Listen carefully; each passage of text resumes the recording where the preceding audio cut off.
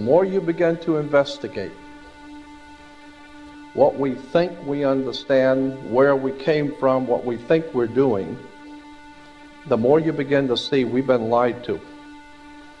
We've been lied to by every institution. What makes you think for 1 minute that the religious institution is the only one that's never been touched?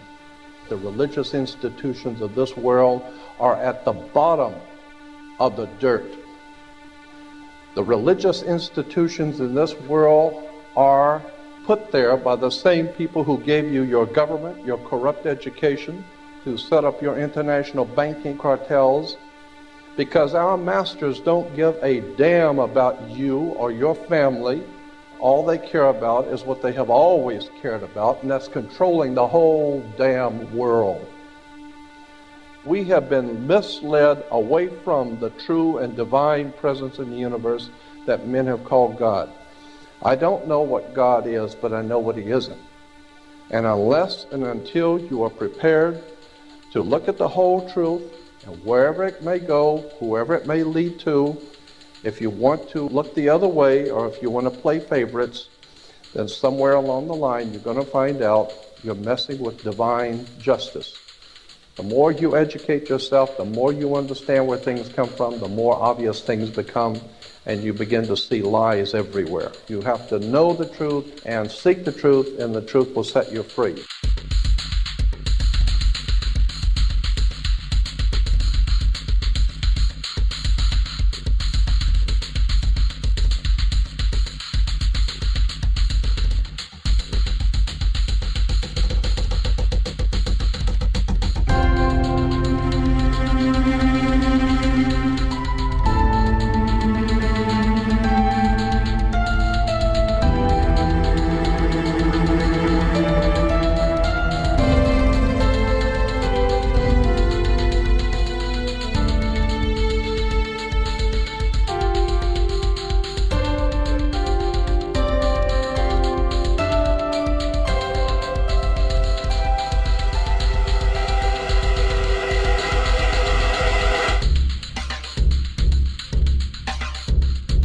Because I gotta tell you the truth, folks. I gotta tell you the truth.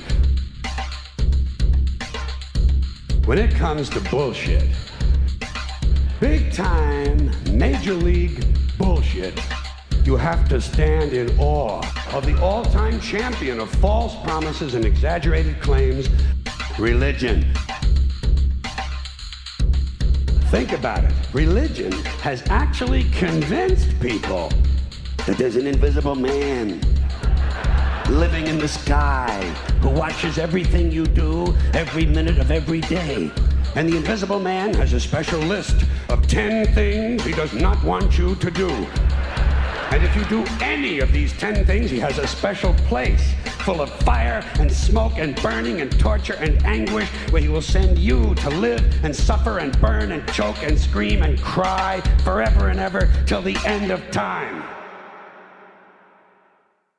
But he loves you. He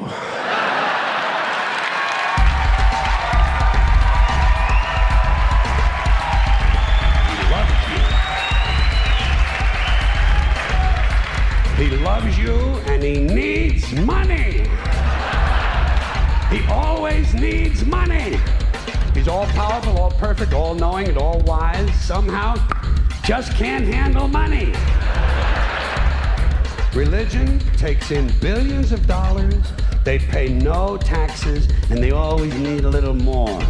Now, you talk about a good bullshit story. Holy shit.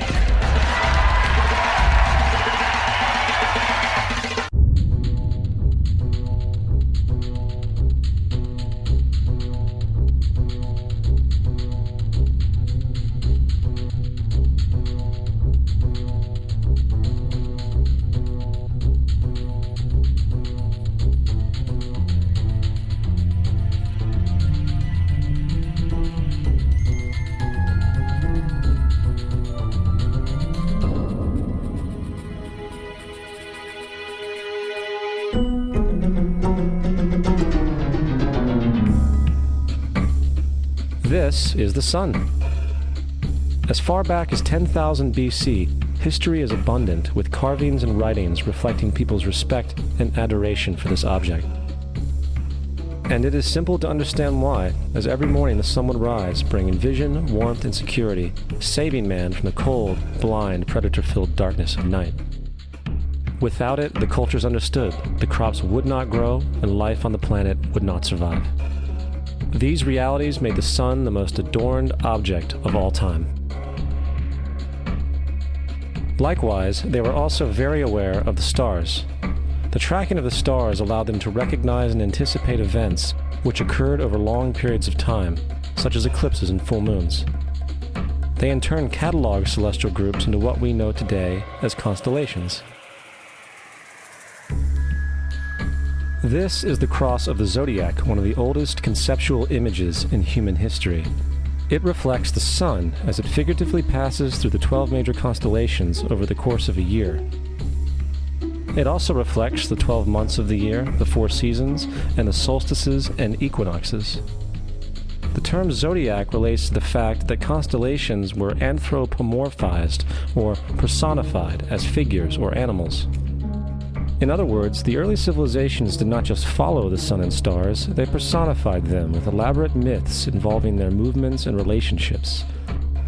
The sun, with its life-giving and saving qualities, was personified as a representative of the unseen creator or God, God's Son, the light of the world, the savior of humankind. Likewise, the 12 constellations represented places of travel for God's Son, and were identified by names, usually representing elements of nature that happened during that period of time. For example, Aquarius, the water bearer, who brings the spring rains.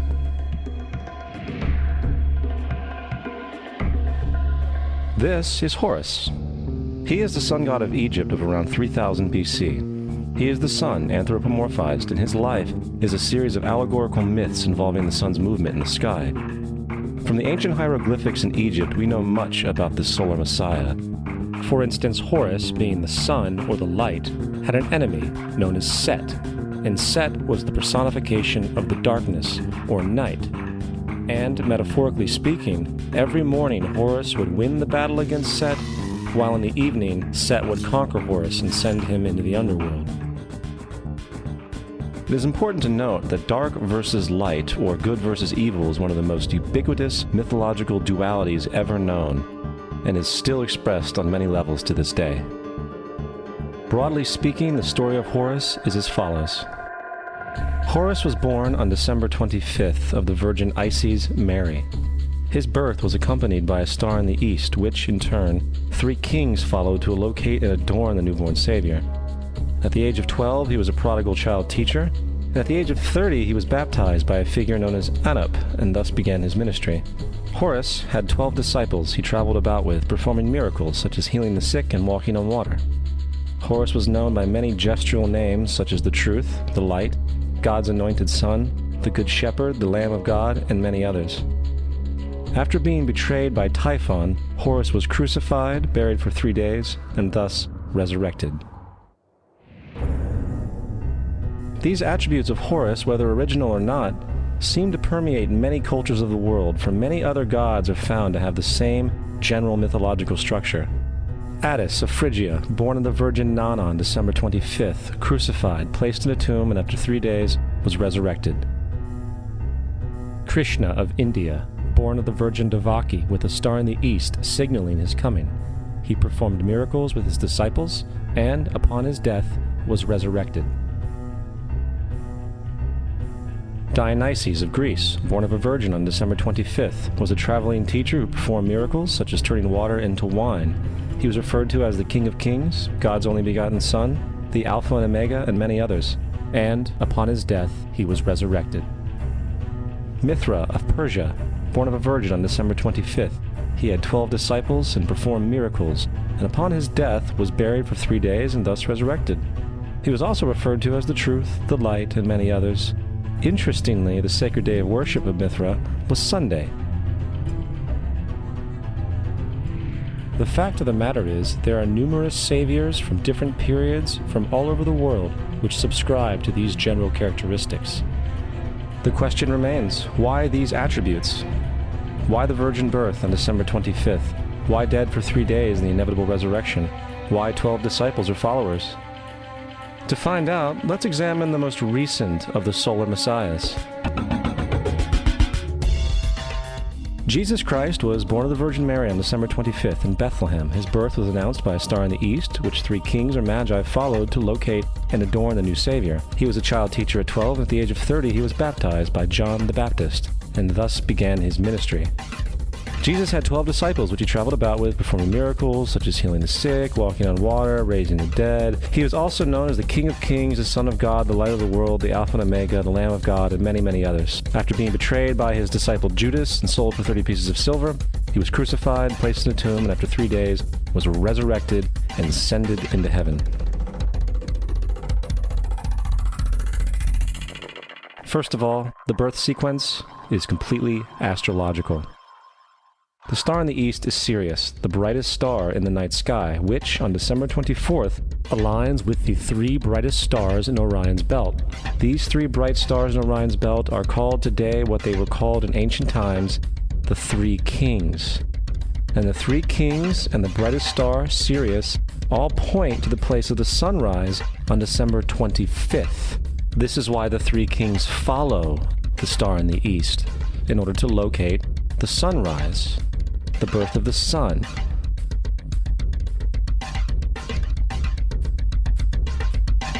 The Virgin Mary is the constellation Virgo, also known as Virgo the Virgin. Virgo in Latin means virgin. The ancient glyph for Virgo is the altered M. This is why Mary, along with other virgin mothers, such as Adonis's mother Myra or Buddha's mother Maya, begin with an M. Virgo is also referred to as the house of bread, and the representation of Virgo is a virgin holding a sheaf of wheat.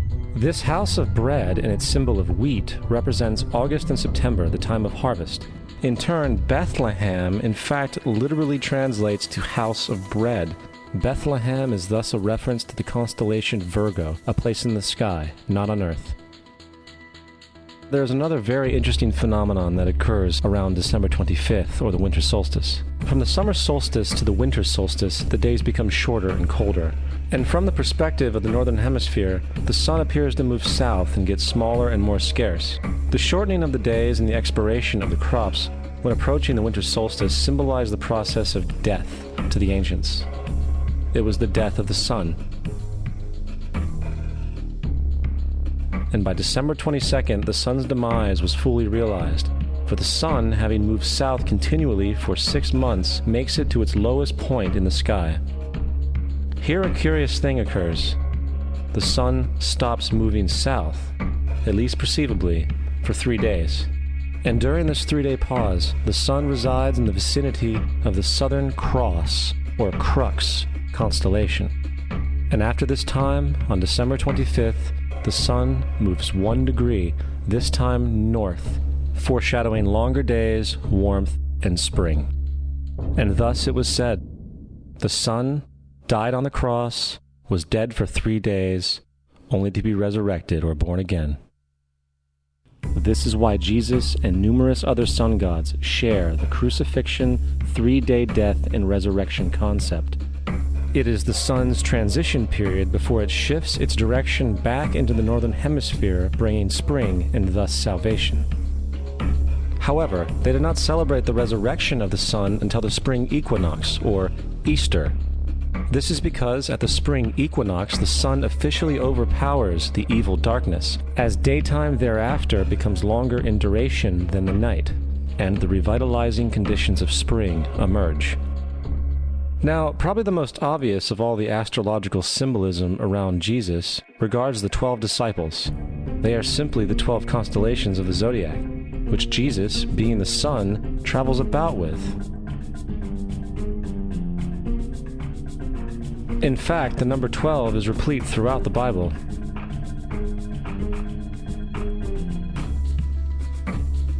This text has more to do with astrology than anything else.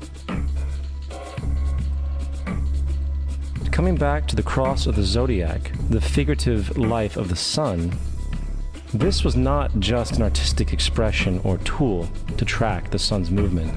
It was also a pagan spiritual symbol, the shorthand of which looked like this. This is not a symbol of Christianity. It is a pagan adaptation of the cross of the zodiac.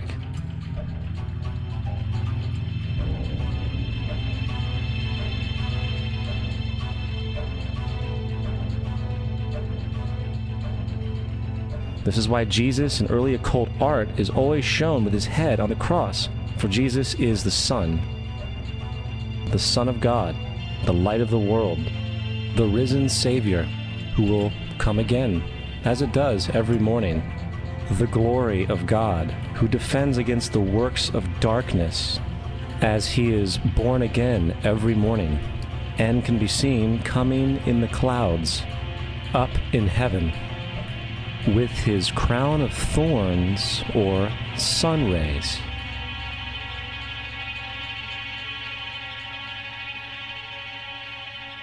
Now, of the many astronomical metaphors in the Bible, one of the most important has to do with the ages. Throughout the scriptures, there are numerous references to the age. In order to understand this, we need to be familiar with a phenomenon known as the precession of the equinoxes. The ancient Egyptians, along with cultures long before them, recognized that approximately every 2150 years, the sunrise on the morning of the spring equinox would occur in a different sign of the zodiac. This has to do with a slow, angular wobble that the Earth maintains as it rotates on its axis. It is called a precession because the constellations go backwards rather than through the normal yearly cycle. The amount of time it takes for the precession to go through all 12 signs is roughly 25,765 years. This is also called the Great Year, and ancient societies were very aware of this, and they referred to each 2150-year period as an age. From 4300 BC to 2150 BC, it was the age of Taurus, the bull. From 2150 BC to 1 AD, it was the age of Aries, the ram. And from 1 AD to 2150 AD, it is the age of Pisces, the age we are still in to this day. And in and around 2150, we will enter the new age, the age of Aquarius. Now, the Bible reflects, broadly speaking, a symbolic movement through 3 ages while foreshadowing a 4th. In the Old Testament, when Moses comes down Mount Sinai with the 10 Commandments, he is very upset to see his people worshiping a golden bull calf. In fact, he shattered the stone tablets and instructed his people to kill each other in order to purify themselves. Most biblical scholars will attribute this anger to the fact that the Israelites were worshiping a false idol or something to that effect. The reality is, the golden bull is Taurus the bull, and Moses represents the new age of Aries the ram. This is why Jews even today still blow the ram's horn. Moses represents the new age of Aries, and upon the new age, everyone must shed the old age. Other deities mark these transitions as well, such as Mithra, a pre-Christian god who kills the bull in the same symbology. Now Jesus is the figure who ushers in the age following Aries, the age of Pisces, or the 2 fish. Fish symbolism is very abundant in the New Testament. Jesus feeds 5,000 people with bread and 2 fish. When he begins his ministry walking along Galilee, he befriends 2 fishermen who follow him. And I think we have all seen the Jesus fish on the back of people's cars. Little do they know what it actually means. It is a pagan astrological symbolism for the sun's kingdom during the age of Pisces. Also, Jesus' assumed birth date is essentially the start of this age. At Luke 22:10, when Jesus is asked by his disciples where the next Passover will be after he is gone, Jesus replies, "Behold, when ye are entered into the city, there shall a man meet you, bearing a pitcher of water. Follow him into the house where he entereth in." This scripture is by far one of the most revealing of all the astrological references. The man bearing the pitcher of water is Aquarius, the water bearer, who is always pictured as a man pouring out a pitcher of water. He represents the age after Pisces, and when the sun, God's Son, leaves the age of Pisces, Jesus, it will go into the house of Aquarius, as Aquarius follows Pisces in the precession of the equinoxes. All Jesus is saying is that after the age of Pisces will come the age of Aquarius.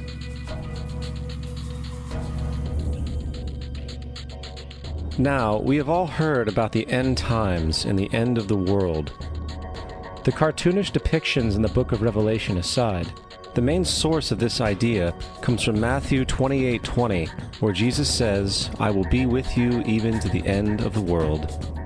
However, in the King James Version, world is a mistranslation, among many mistranslations. The actual word being used is eon, which means age.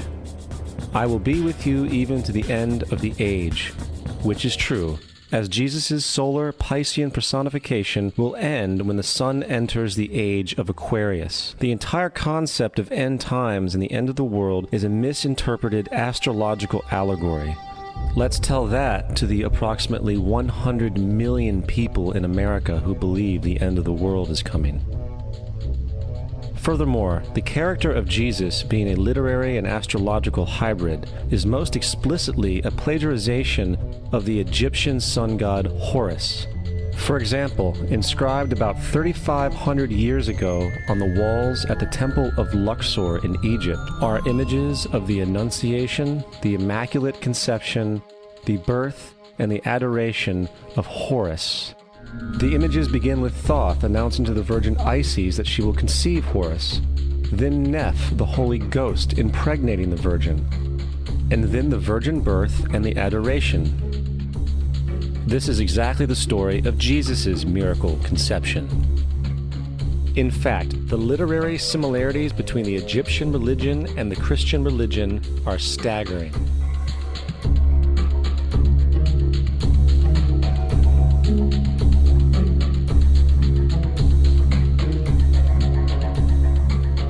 And the plagiarism is continuous. The story of Noah and Noah's Ark is taken directly from tradition. The concept of the Great Flood is ubiquitous throughout the ancient world, with over 200 cited claims in different periods and times. However, one need look no further for a pre-Christian source than the Epic of Gilgamesh, written in 2600 BC. This story talks of a great flood commanded by God, an ark with saved animals upon it, and even the release and return of a dove, all held in common with the biblical story, among many other similarities.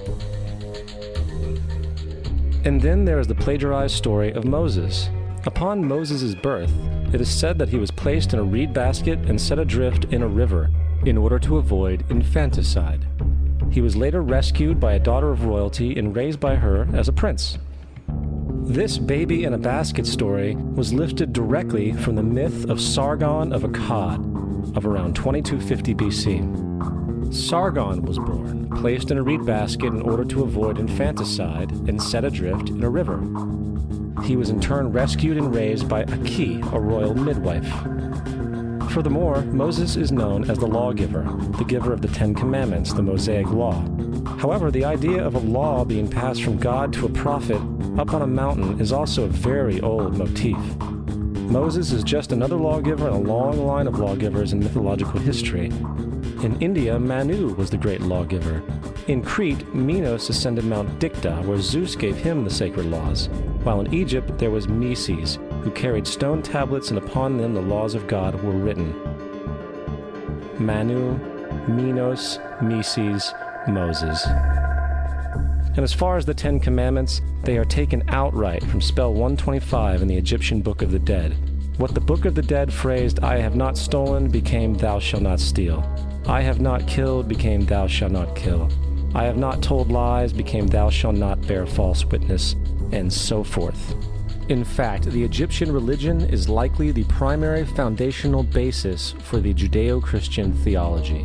Baptism, afterlife, final judgment, virgin birth, death and resurrection, crucifixion, the Ark of the Covenant, circumcision, saviors, Holy Communion, Great Flood, Easter, Christmas, Passover, and many, many more are all attributes of Egyptian ideas long predating Christianity and Judaism.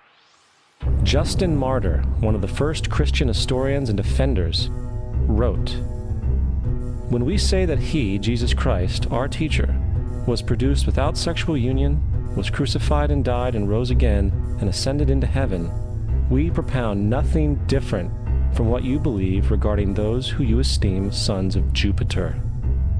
In a different writing, Justin Martyr said, "He was born of a virgin, accept this in common with what you believe of Perseus." It's obvious that Justin and other early Christians knew how similar Christianity was to the pagan religions. However, Justin had a solution. As far as he was concerned, the devil did it. The devil had the foresight to come before Christ and create his characteristics in the pagan world. Fundamentalist Christianity, fascinating. These people actually believe the world is 12,000 years old. Swear to God. I actually asked one of these guys, okay, dinosaur fossils. He says, dinosaur fossils? God put those here to test our faith.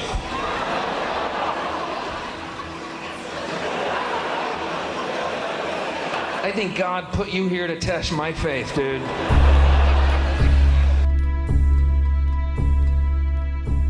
The Bible is nothing more than an astrotheological literary hybrid, just like nearly all religious myths before it. In fact, the aspect of transference of one character's attributes to a new character can be found within the book itself. In the Old Testament, there is the story of Joseph. Joseph was a prototype for Jesus. Joseph was born of a miracle birth. Jesus was born of a miracle birth. Joseph was of 12 brothers. Jesus had 12 disciples.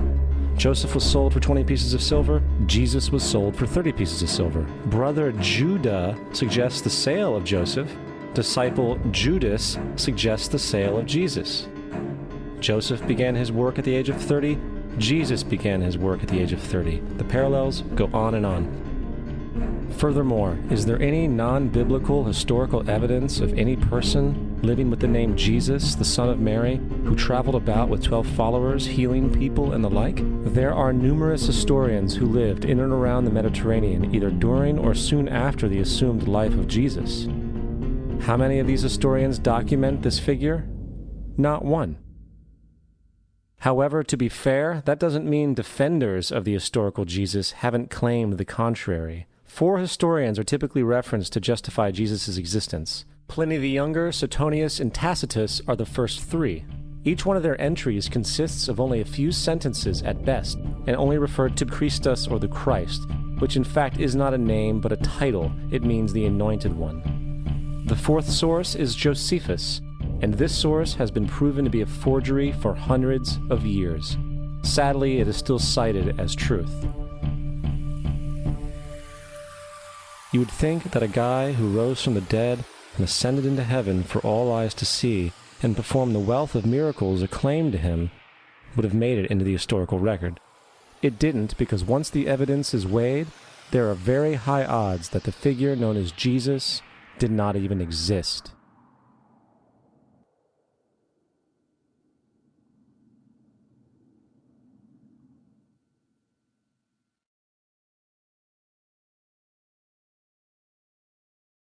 We don't want to be unkind, but we want to be factual. We don't want to cause hurt feelings, but we want to be academically correct in what we understand and know to be true. Christianity just is not based on truth. We find that Christianity was in fact nothing more than a Roman story, developed politically. The reality is, Jesus was the solar deity of the Gnostic Christian sect, and like all other pagan gods, he was a mythical figure. It was the political establishment that sought to historize the Jesus figure for social control. By 325 AD in Rome, Emperor Constantine convened the Council of Nicaea. It was during this meeting that the politically motivated Christian doctrines were established, and thus began a long history of Christian bloodshed and spiritual fraud. And for the next 1600 years, the Vatican maintained a political stranglehold on all of Europe, leading to such joyous periods as the Dark Ages, along with enlightening events such as the Crusades and the Inquisition.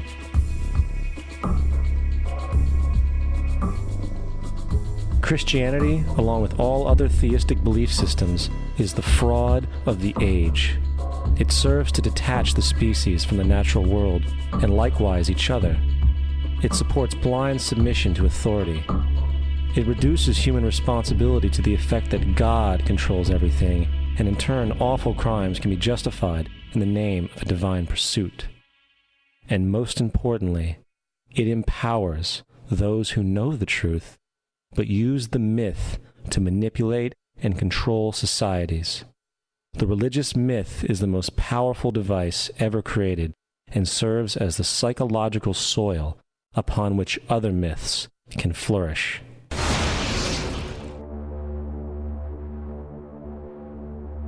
A myth is an idea that, while widely believed, is false. In a deeper sense, in the religious sense, a myth serves as an orienting and mobilizing story for a people. The focus is not on the story's relation to reality, but on its function.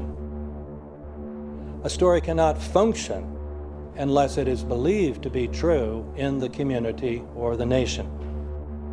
It is not a matter of debate. If some people have the bad taste to raise the question of the truth of the sacred story, the keepers of the faith do not enter into debate with them. They ignore them or denounce them as blasphemers.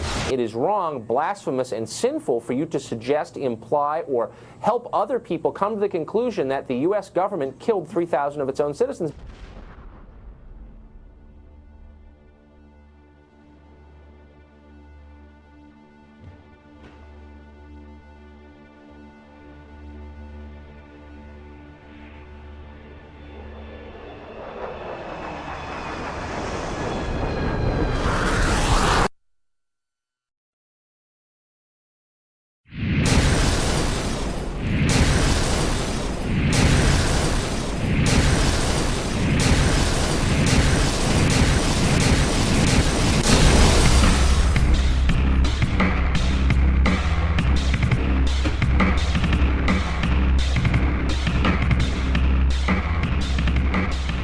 As if a demolition team set off when you see the old demolitions of these old buildings. It looks like one of those scenes of an old building being purposely dynamited and blown up. Anybody who's ever watched a building being demolished on purpose knows that if you're going to do this, you have to get at the under-infrastructure of a building and bring it down.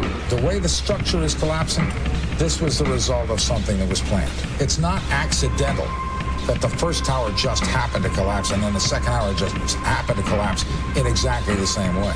How they accomplished this, we don't know. The building collapsed to dust. You don't find a desk. You don't find a chair. You don't find a telephone, a computer. The biggest piece of a telephone I found was half of the keypad, and it was about this big.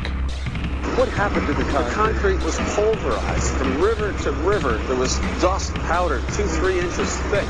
The concrete was just pulverized. In addition to those pictures we've all seen too much on television before, when a building was deliberately destroyed by well-placed dynamite to knock it down. If they had detonated, they were planned to take down a building. I heard a second explosion. There was a heavy-duty explosion. Then there was those secondary explosions and then the subsequent collapses. An explosion blew and it knocked everybody over. To me, it sounded like an explosion. It sounded like gunfire. Bang, bang, bang, bang, bang. And then all of a sudden, 3 big explosions. We heard a big explosion coming down. And then the entire top of the building just blew up. We saw some kind of explosion. By the force of the explosions. Big explosion. Blew it back into the 8th floor. Then we get to the lobby. This is a big explosion. The lobby looked as though a bomb had exploded there. A huge explosion now, raining debris. It's been a huge explosion. Huge explosion that we all heard and felt. We just witnessed some kind of follow-up explosion. We heard a very loud blast explosion. And a secondary explosion at Tower 1 camp. That is another bomb going off. He thinks that there were actually devices that were planted in the building. Planted in the building.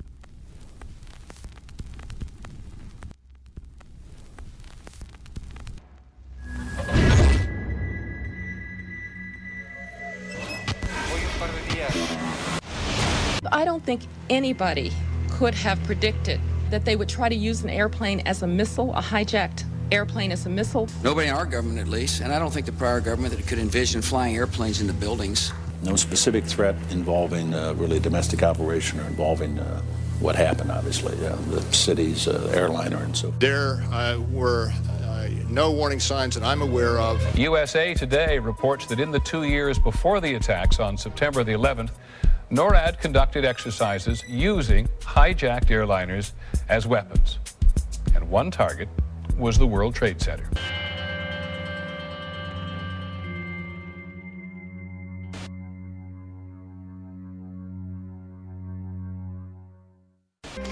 In confidential documents from the Philippines obtained by CNN, the plan was clear. He will board any American commercial aircraft, control its cockpit, and dive it at the CIA headquarters. Other buildings targeted the Pentagon and the World Trade Center. Security in counterterrorism was blinking red, in the words of George Tenet, that the warnings of an imminent attack were so severe that something dramatic should have been done. It was unparalleled. Instead, our president went on a month-long vacation.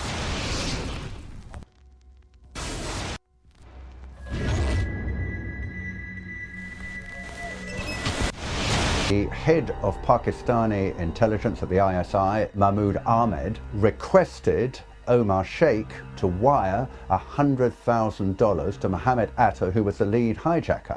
Hijacker Mohammed Atta received wire transfers via Pakistan. The man sending the money to Atta is believed to be Ahmed Umar Saeed Sheikh. Omar Sheikh admitted he was supported by the Pakistan government's intelligence service, the ISI.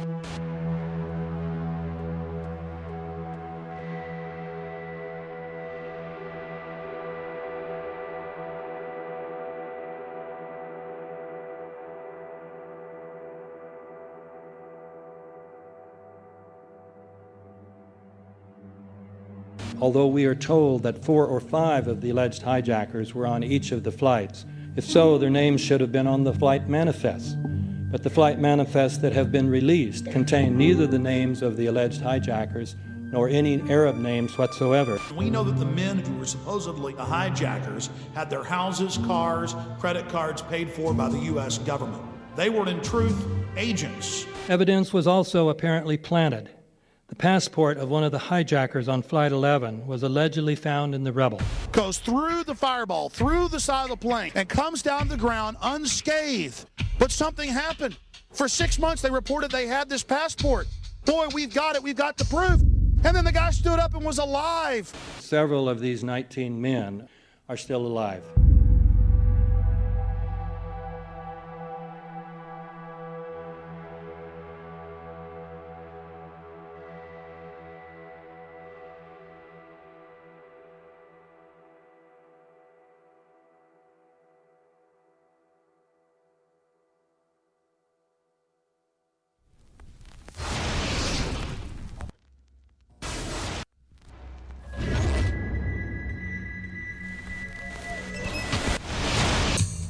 Of course we're after Saddam Hussein, bin Laden. He's... January 2001, the Bush administration orders the FBI and intelligence agencies to back off investigations involving the bin Laden family, including 2 of Osama bin Laden's relatives, who were living, guess where, in Falls Church, Virginia, right next to CIA headquarters. When he was already America's most wanted criminal, he reportedly spent 2 weeks in the American hospital in Dubai, was treated by an American doctor, and visited by the local CIA agent.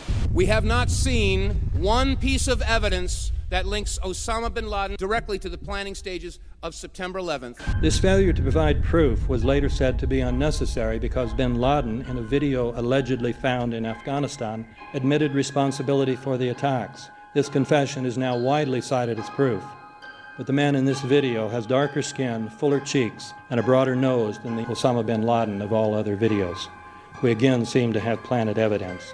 In 1976, Osama's older brother Salim bin Laden hired a man in Texas by the name of Jim Bath to handle all the investments in the United States for the bin Laden family. Jim Bath also happens to be a personal, almost lifelong friend and former Air National Guard pilot with George W. Bush.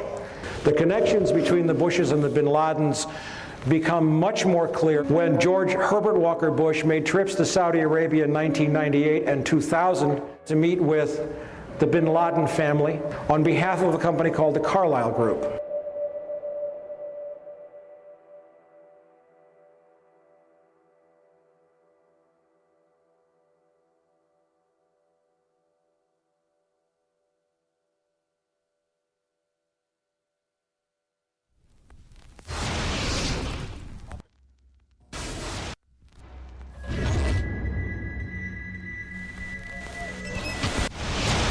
How could anyone fly a 60-ton, 125-foot wide, 44-foot tall plane through this obstacle course? The aircraft, before striking the Pentagon, reportedly executed a 270-degree downward spiral, and yet Hani Hanjour was known as a terrible pilot who could not safely fly even a small plane.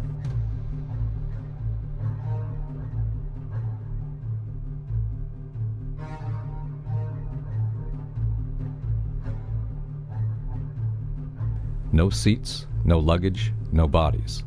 Nothing but bricks and limestone. The official explanation is that the intense heat from the jet fuel vaporized the entire plane. Flight 77 had 2 Rolls-Royce engines made of steel and titanium alloy and weigh 6 tons each. It is scientifically impossible, but 12 tons of steel and titanium was vaporized by jet fuel. We're also told that the bodies were able to be identified either by their fingerprints or by the DNA. So what kind of fire can vaporize aluminum and tempered steel and yet leave human bodies intact? From my close-up inspection, there's no evidence of a plane having crashed anywhere near the Pentagon. And as I said, the only pieces left that you can see are small enough that you could pick up in your hand. Shortly after the strike, government agents picked up debris and carried it off. The entire lawn was covered with dirt and gravel, so that any remaining forensic evidence was literally covered up. The videos from security cameras, which would show what really hit the Pentagon, were immediately confiscated by agents of the FBI, and the Department of Justice has to this day refused to release them. If these videos would prove that the Pentagon was really hit by a 757, most of us would assume the government would release them.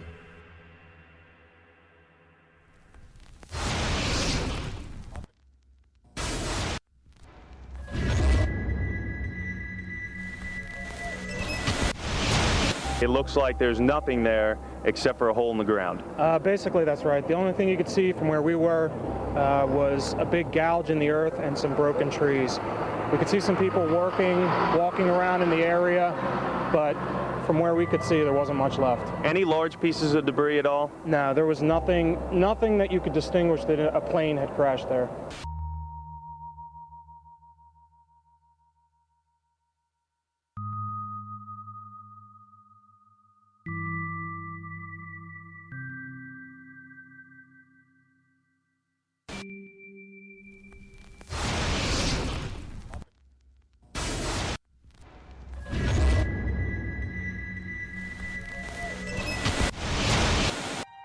Pancake theory, according to which the fires, while not melting the steel, heated it up sufficiently to cause the floors weakened by the airplane strikes to break loose from the steel columns, and this started a chain reaction. So you would expect then from that theory, which is the official theory, to see a whole stack of floors piled up on top of each other and then a spindle of core columns standing too. The core of each of the twin towers consisted of 47 massive steel columns. If the floors had broken loose from them, these columns would have still been sticking up into the air 1,000 feet.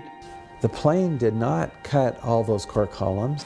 We designed the buildings to take the impact of the Boeing 707 hitting the building at any location. The building probably could sustain multiple impacts of jetliners.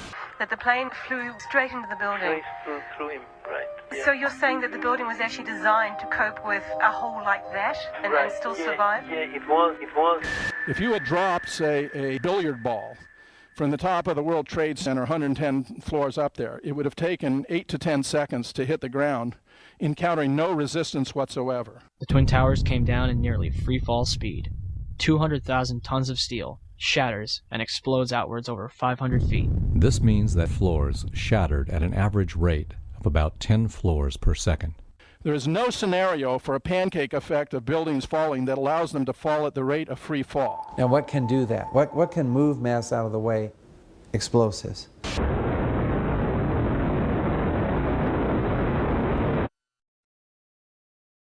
"47 huge steel columns going up the core. They're interconnected. How do you get them to fail simultaneously so the core disappears? It looks like those core columns were cut. The way we do this is by cutting the beam at an angle.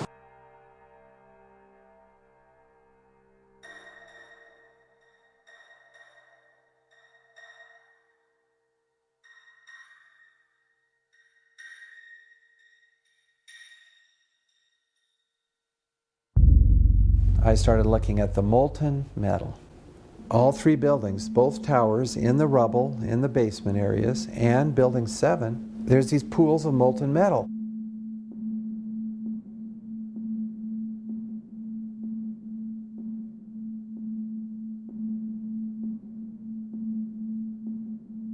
You'd get down below and you'd see molten steel running down the channel rails, like you're in a foundry. Like lava. The molten steel was found 3, 4, and 5 weeks later, when the rubble was being removed. He said that molten steel was also found underneath World Trade Center 7. So I'm looking through the official reports. What do they say about the molten metal? They say nothing. But wait a minute. This is important evidence. So where did that come from? Thermite is so hot that it'll just cut through steel, through structural steel, for example, like a knife through butter. The products are molten iron and aluminum oxide, which goes off primarily as a dust. You know those enormous dust clouds? You can imagine when you assemble these chemicals on a large scale.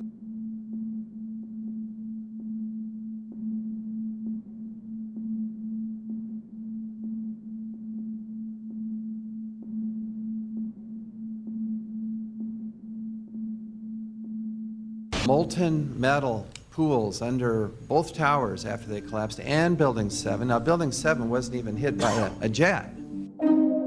Part of the problem is that most people simply don't know much about Building 7 due to the extraordinary secrecy surrounding this collapse. And this was a 47-story skyscraper. This building fell at 5:25. It was not hit by a plane.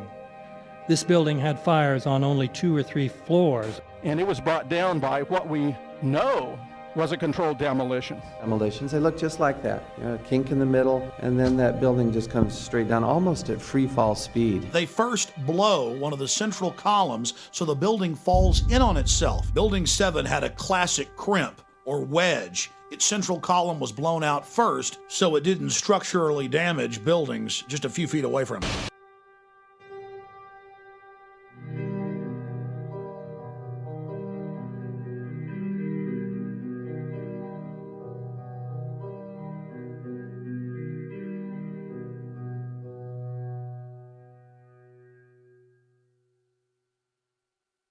Our office was on the B1 level. As I was talking to a supervisor at 8:46, and all of a sudden we hear, boom! An explosion so hard that pushed us upwards. And it came from the basement between the B2 level and the B3 level. And when I went to verbalize, we hear, boom! The impact of the plane on the top. As I'm walking by the main freight corridor building in the corridor, that's when I got blown. I mean, the impact of the explosion threw me to the floor, and that's when everything started happening. All of a sudden, a big impact happened again, and all the ceiling tile was falling down, the light fixtures were falling. You know, you got to go clear across the whole from 1 to 2 World Trade Center, and then all of a sudden, it happened all over again. Something else hit us to the floor. Right in the basement, you felt it. Walls were caving in, everything that was going on. I mean, I know of people that got killed in the basement. I know of people that got broken legs in the basement. People that got reconstructive surgery because the walls hit them in the face.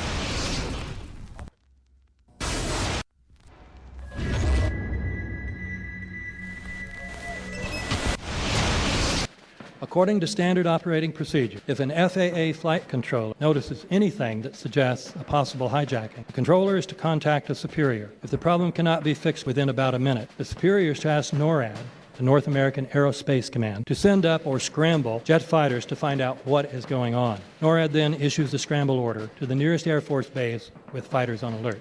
But although interceptions usually occur within 10 or so minutes, in this case, 80 or so minutes had elapsed before fighters were even airborne. It's a mind-bending anomaly. Not a single U.S. Air Force interceptor turns a wheel until it's too late. There are no jets at all. What if they were so confused and had been so deliberately confused that they couldn't respond? The reason that they didn't know where to go was because a number of conflicting and overlapping war game exercises were taking place. It involved the insertion of false radar blips onto radar screens in the Northeast Air Defense Sector. Center Team U, we have a problem here. We have a hijacked aircraft headed towards New York. We need someone to scramble some F-16s or something up there to help us out. Is this real world or exercise? Is this real world or exercise?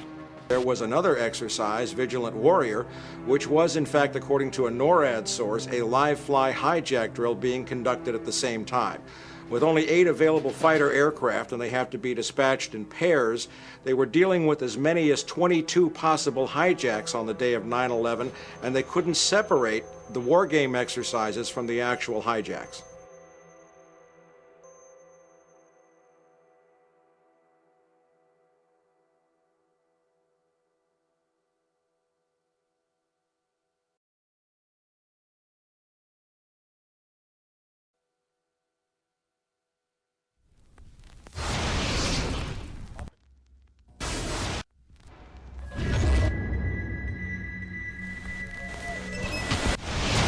Page 172. The U.S. government has not been able to determine the origin of the money used for the 9/11 attacks. Ultimately, the question is of little practical significance. The American authorities have not managed to trace the source of the funding. And then the most amazingly disingenuous statement ultimately is it of little consequence. It is of massive consequence. Doesn't it matter who paid for 9/11? The collapse of Building 7 has been recognized as especially difficult to explain. The 9/11 Commission report implicitly admitted that it could not explain the collapse of this building by not even mentioning it. President, why are you and the Vice President insisting on appearing together before the 9/11 Commission? Because the 9/11 Commission wants to ask us questions. That's why we're meeting, and I look forward to meeting with them and answering their questions. Why you're appearing together rather than separately, which was their request? Because it's a good chance for both of us to answer questions that the 9/11 Commission is looking forward to asking us, and I'm looking forward to answering them. Let's see. Do you think they should be able to stand up and speak their own words? They should go under oath. They should be, yeah, in public.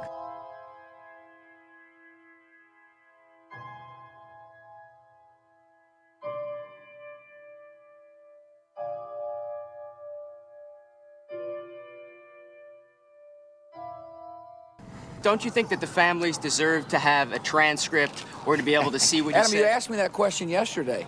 I got the same answer, yeah.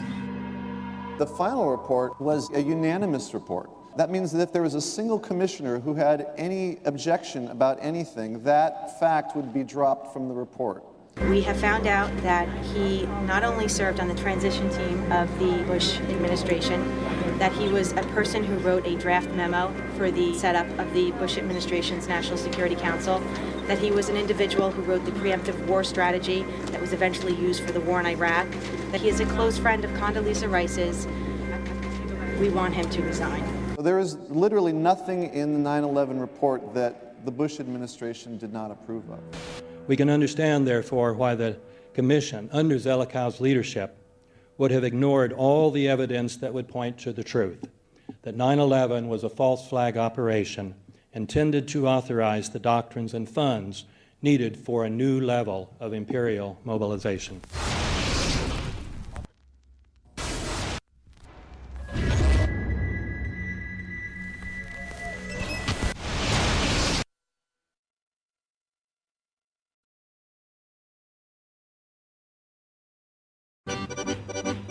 armed with knives, armed with chemical, biological, nuclear weapons. Fanatics, terrorists, September 11th. September 11th, killers, September 11th, terrorists. Terrorists of Al-Qaeda, terrorists, nuclear weapons, terrorists. 9/11, terror, terrorist, evil. September 11th, September 11th. The terrorists, war and danger. September 11th, terrorism, global terrorism, terrorism, terrorists, terrorists, terrorists, terrorists, terrorists, the terror, terrorists, terrorists, terrorism. September 11th, global terrorism, terrorists, terrorism. September 11th, world terrorism, terrorism. September 11th, global terrorism. September the 11th, terror, weapons of mass destruction. September the 11th, September the 11th, terrorists, the evil terrorists, no.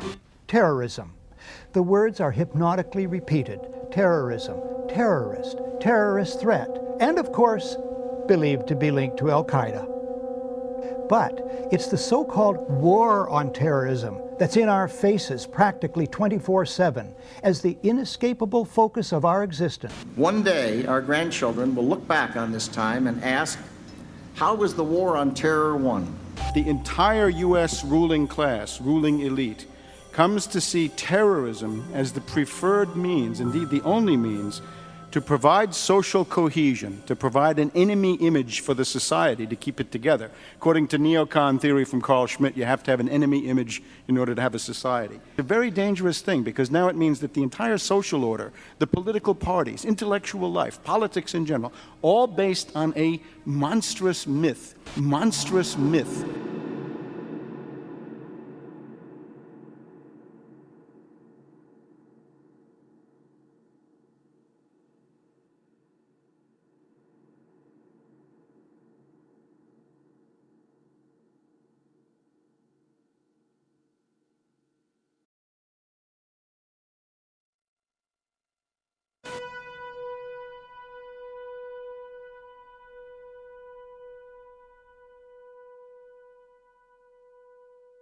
Look, the CIA has done in this country, what they've done to us is unbelievable. Look at the terrorist acts that have occurred. The CIA behind most, if not all of them. We had the Marine barracks. We had our embassy in Kenya. We had Pan Am 103. We had the USS Cole. We had Oklahoma City. We had the World Trade Center in 1993. That helped the terrorists blow up the World Trade Center the first time. They built the bomb. They got the driver's license. The informant, the FBI informant, a fellow named Salam, a 43-year-old former Egyptian army officer, he was given the assignment to put the bomb together. And he went to his supervisor, his FBI supervisor, and said, we're going to put a dummy bomb in here, right? And the FBI supervisor said, no, we're going to put a real bomb. The FBI actually carried out the attack on the World Trade Center in 1993. They actually hired Ahmad Salam and paid him $1 million and gave him real explosives, a detonator, and told him to build a bomb and to give it to the foolish people that he was controlling to allow them to attack the World Trade Center complex. Unfortunately for them, there were only 6 people killed, not enough to pass the legislation. So what happened is 2 years later, April 19, 1995, down comes Oklahoma City Murrah building, 168 people killed. 1 year later, the anti-terrorism legislation that takes away many of our constitutional rights and civil liberties is passed.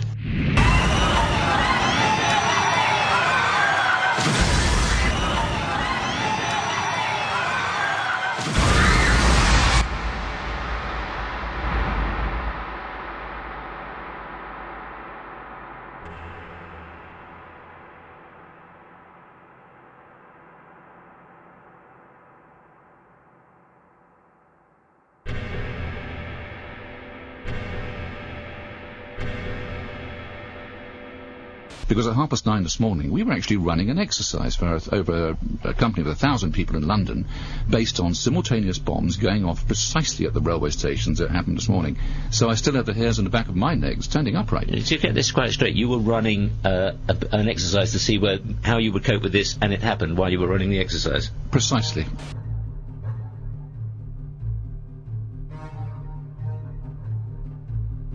Supposed to believe is some kind of coincidence, there was also an anti-terrorist drill going on 7/7.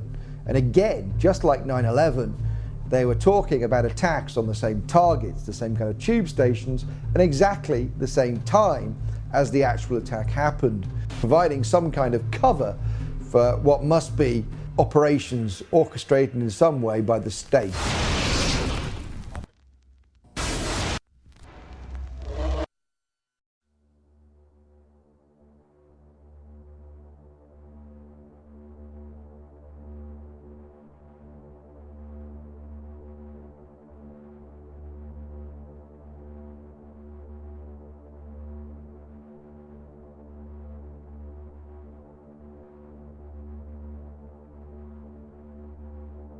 I am absolutely appalled at how much people in this country do not think. We are given to understand that an Arabic guy out there up in the mountains financed the most elaborate attack on this country. Do you think some people in a cave were able to have NORAD stand down? Do you think that people in a cave were able to have all of this happen?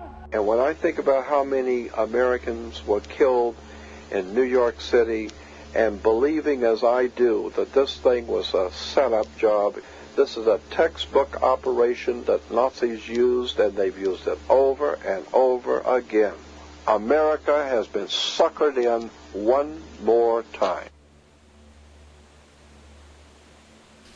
I don't have to tell you things are bad. Everybody knows things are bad. The dollar buys a nickel's worth. Banks are going bust. Shopkeepers keep a gun under the counter. Punks are running wild in the street, and there's nobody anywhere who seems to know what to do, and there's no end to it. We know the air is unfit to breathe, and our food is unfit to eat. We sit watching our TVs while some local newscaster tells us that today we had 15 homicides and 63 violent crimes, as if that's the way it's supposed to be. We know things are bad, worse than bad. They're crazy. It's like everything everywhere is going crazy, so we don't go out anymore. We sit in the house, and slowly the world we're living in is getting smaller, and all we say is, please, at least leave us alone in our living rooms. Let me have my toaster and my TV and my steel-belted radios, and I won't say anything. Just leave us alone. Well, I'm not going to leave you alone. I want you to get mad. I don't want you to protest. I don't want you to riot. I don't want you to write to your congressman because I wouldn't know what to tell you to write. I don't know what to do about the depression and the inflation and the Russians and the crime in the street. All I know is that first, you've got to get mad. You've got to say, I'm a human being. God damn it. My life has value.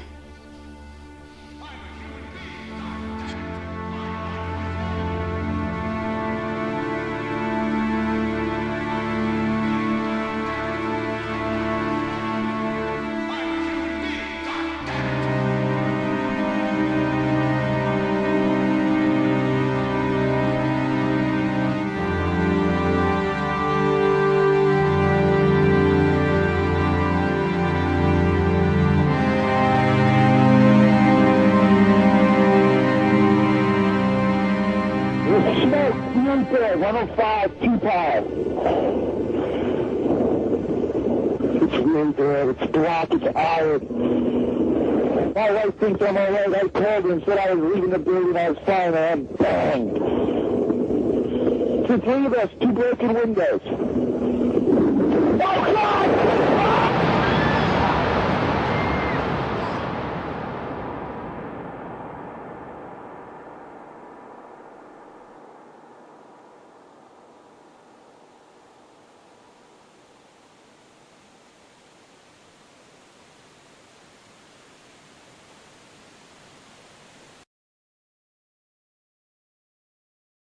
Ladies and gentlemen, the very word secrecy is repugnant in a free and open society, and we are, as a people, inherently and historically opposed to secret societies, to secret oaths, and to secret proceedings.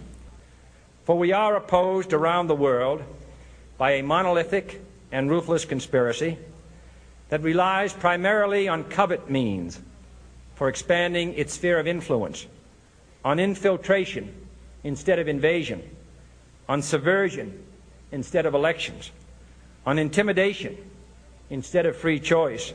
It is a system which has conscripted vast human and material resources into the building of a tightly knit, highly efficient machine that combines military, diplomatic, intelligence, economic, scientific, and political operations. Its preparations are concealed, not published. Its mistakes are buried, not headlined. Its dissenters are silenced, not praised. No expenditure is questioned, no secret is revealed. That is why the Athenian lawmaker Solon decreed it a crime for any citizen to shrink from controversy. I am asking your help in the tremendous task of informing and alerting the American people, confident that with your help, man will be what he was born to be, free and independent.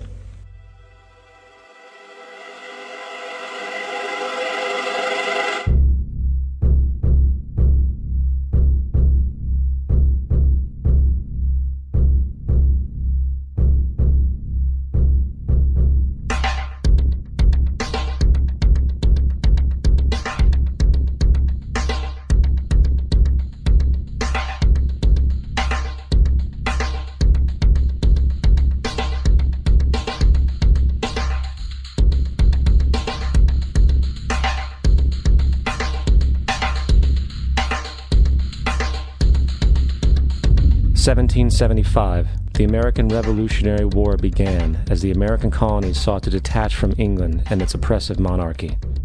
Though many reasons are cited for the revolution, one in particular sticks out as the prime cause: that King George III of England outlawed the interest-free, independent currency the colonies were producing and using for themselves, in turn forcing them to borrow money from the Central Bank of England at interest, immediately putting the colonies into debt. And, as Benjamin Franklin later wrote, the refusal of King George III to allow the colonies to operate an honest money system which freed the ordinary man from the clutches of the money manipulators was probably the prime cause of the revolution. In 1783, America won its independence from England. However, its battle against the central bank concept and the corrupt, greed-filled men associated with it had just begun. So what is a central bank? A central bank is an institution that produces the currency of an entire nation. Based on historical precedent, two specific powers are inherent in central banking practice: the control of interest rates and the control of the money supply, or inflation. The central bank does not simply supply a government's economy with money, it loans it to them at interest. Then, through the use of increasing and decreasing the supply of money, the central bank regulates the value of the currency being issued. It is critical to understand that the entire structure of this system can only produce one thing in the long run: debt. It doesn't take a lot of ingenuity to figure this scam out. For every single dollar produced by the central bank is loaned at interest. That means every single dollar produced is actually the dollar plus a certain percent of debt based on that dollar.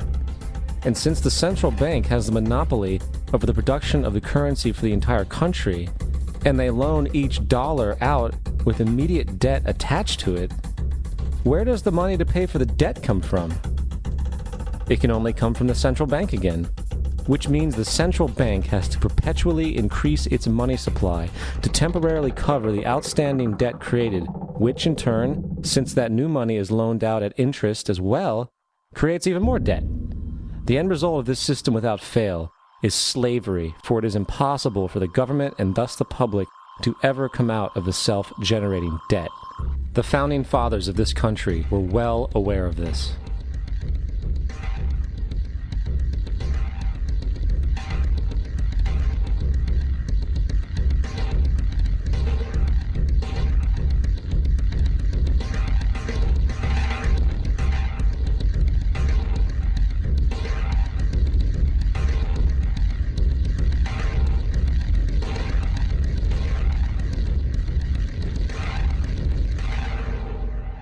By the early 20th century, the U.S. had already implemented and removed a few central banking systems, which were swindled into place by ruthless banking interests.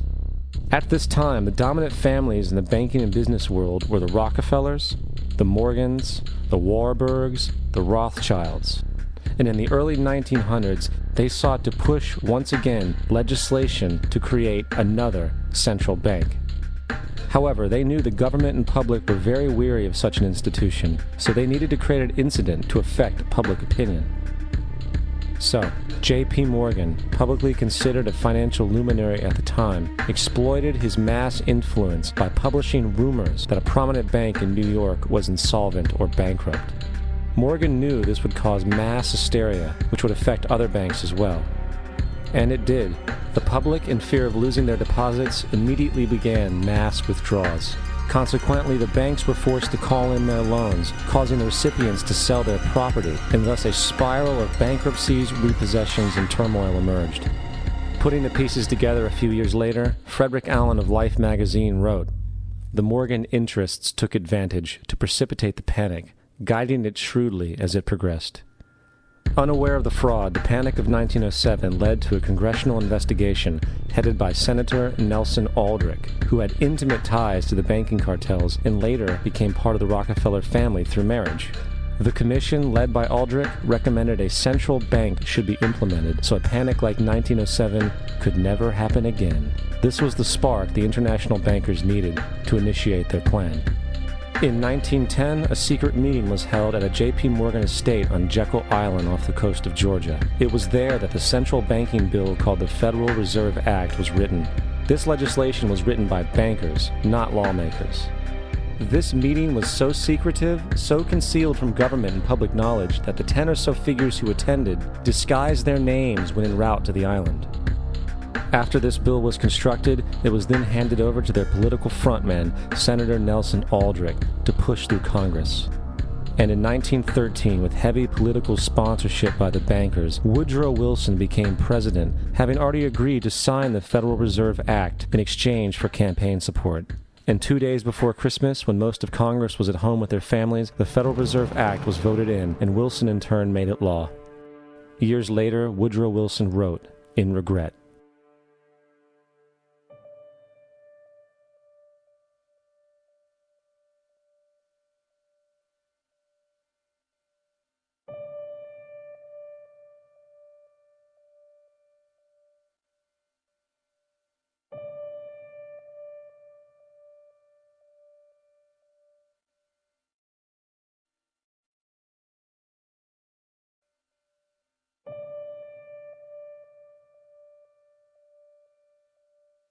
Congressman Louis McFadden also expressed the truth after the passage of the bill.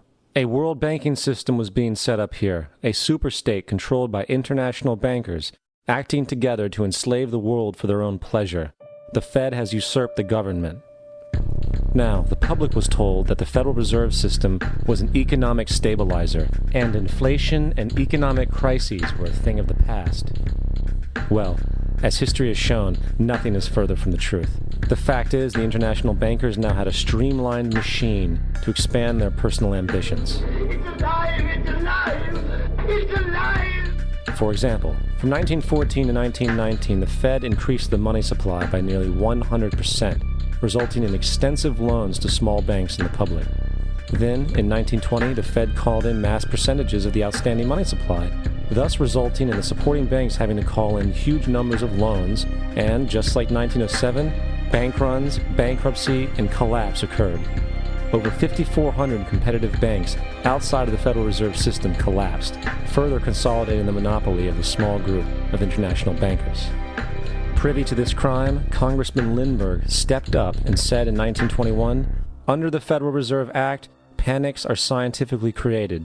The present panic is the first scientifically created one, worked out as we figure a mathematical equation." However, the Panic of 1920 was just a warm-up. From 1921 to 1929, the Fed again increased the money supply, resulting once again in extensive loans to the public and banks. There was also a fairly new type of loan called a margin loan in the stock market. Very simply, the margin loan allowed an investor to put down only 10% of a stock's price, with the other 90% being loaned through the broker. In other words, a person could own $1,000 worth of stock with only $100 down. This method was very popular in the roaring 1920s, as everyone seemed to be making money in the market. However, there was a catch to this loan. It could be called in at any time and had to be paid within 24 hours. This is termed a margin call, and the typical result of a margin call is the selling of the stock purchased with the loan. So, a few months before October in 1929, J.D. Rockefeller, Bernard Baruch, and other insiders quietly exited the market. And on October 24th, 1929, the New York financiers who furnished the margin loans started calling them in masse. This sparked an instantaneous, massive sell-off in the market, for everyone had to cover the margin loans. It then triggered mass bank runs for the same reason, in turn collapsing over 16,000 banks, enabling the conspiring international bankers to not only buy up rival banks at a discount, but to also buy up whole corporations at pennies on the dollar. It was the greatest robbery in American history. But that didn't stop there. Rather than expanding the money supply in order to recover from this economic collapse, the Fed actually contracted it, fueling one of the largest depressions in history. Once again outraged, Congressman Louis McFadden, a longtime opponent of the banking cartels, began bringing impeachment proceedings against the Federal Reserve Board, saying of the crash and depression, it was a carefully contrived occurrence. International bankers sought to bring about a condition of despair so that they might emerge the rulers of us all. Not surprisingly, and after 2 previous assassination attempts, McFadden was poisoned at a banquet before he could push for the impeachment. Now, having reduced the society to squalor, the Federal Reserve bankers decided that the gold standard should be removed. In order to do this, they needed to acquire the remaining gold in the system. So, under the pretense of helping to end the Depression, came the 1933 gold seizure. Under the threat of imprisonment for 10 years, everyone in America was required to turn in all gold bullion to the Treasury, essentially robbing the public of what little wealth they had left. And at the end of 1933, the gold standard was abolished. If you look at a dollar bill from before 1933, it says it is redeemable in gold. You look at a dollar bill today, it says it is legal tender, which means it is backed by absolutely nothing. It is worthless paper. The only thing that gives our money value is how much of it is in circulation. Therefore, the power to regulate the money supply is also the power to regulate its value, which is also the power to bring entire economies and societies to its knees.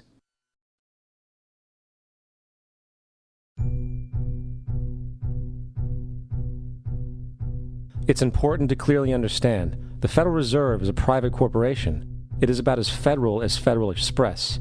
It makes its own policies and is under virtually no regulation by the U.S. government.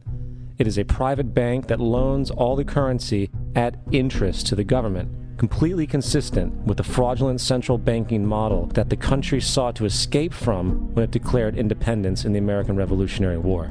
Now, going back to 1913, the Federal Reserve Act was not the only unconstitutional bill pushed through Congress. They also pushed the federal income tax. It's worthwhile to point out that the American public's ignorance towards the federal income tax is a testament to how dumbed down and oblivious the American population really is.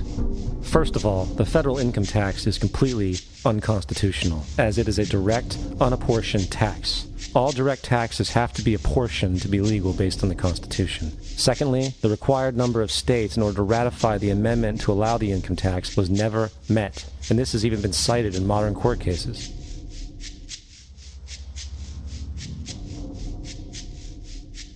Third, at the present day, roughly 35% of the average worker's income is taken from them via this tax. That means you work 4 months out of the year to fulfill this tax obligation.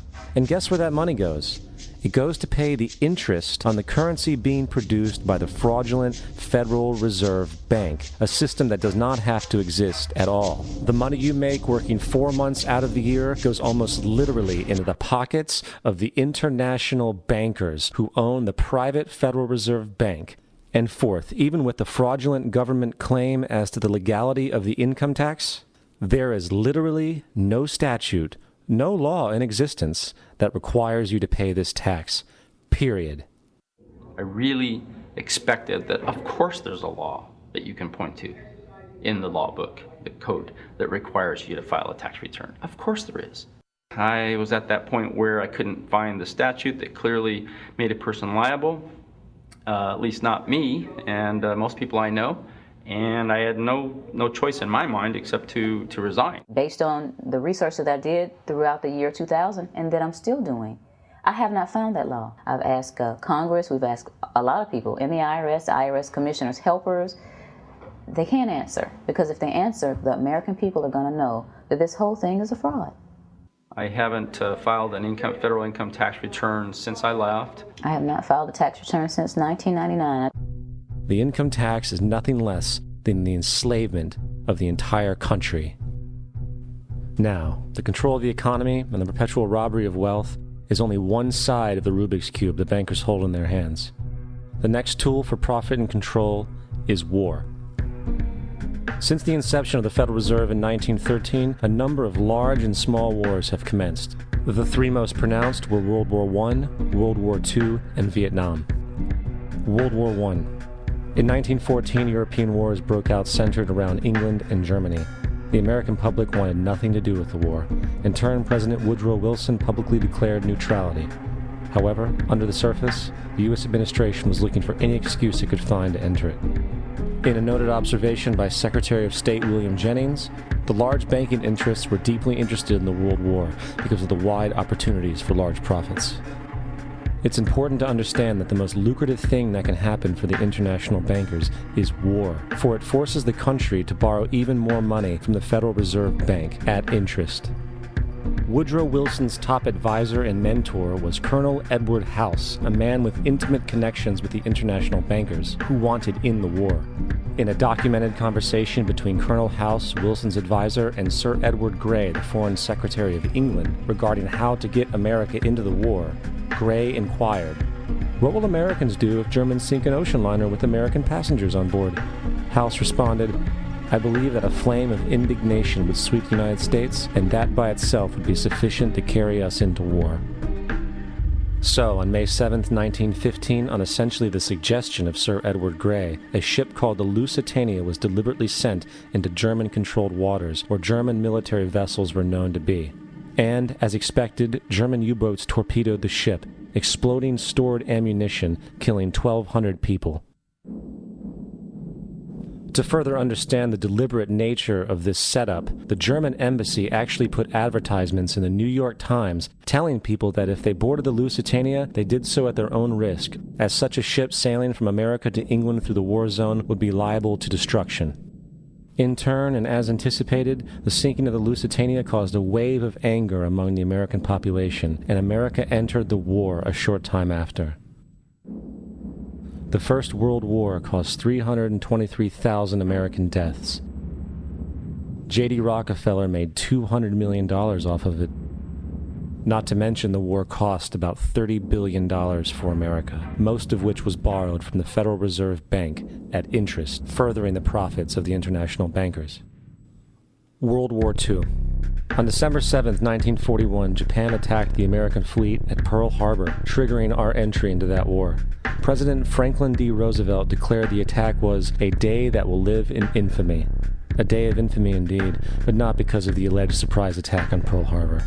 After 60 years of surfacing information, it is clear that not only was the attack on Pearl Harbor known weeks in advance, it was outright wanted and provoked. Roosevelt, whose family had been New York bankers since the 18th century, whose uncle Frederick was on the original Federal Reserve Board, was very sympathetic to the interests of the international bankers, and the interest was to enter the war, as we've seen, nothing is more profitable for international bankers than war. In a journal entry by Roosevelt's Secretary of War Henry Stimson, dated November 25, 1941, he documented a conversation he had with Roosevelt. The question was, how should we maneuver them into firing the first shot? It was desirable to make sure the Japanese be the ones to do this, so that there should remain no doubt as to who were the aggressors. In the months leading up to the attack on Pearl Harbor, Roosevelt had done almost everything in his power to anger the Japanese, showing a posture of aggression. He halted all of Japan's imports of American petroleum. He froze all the Japanese assets in the United States. He made public loans to nationalist China and supplied military aid to the British, both enemies of Japan in the war, which, by the way, is completely in violation of international war rules. And on December 4th, 3 days before the attack, Australian intelligence told Roosevelt about a Japanese task force moving towards Pearl Harbor. Roosevelt ignored it. So, as hoped and allowed, on December 7, 1941, Japan attacked Pearl Harbor, killing 2,400 soldiers.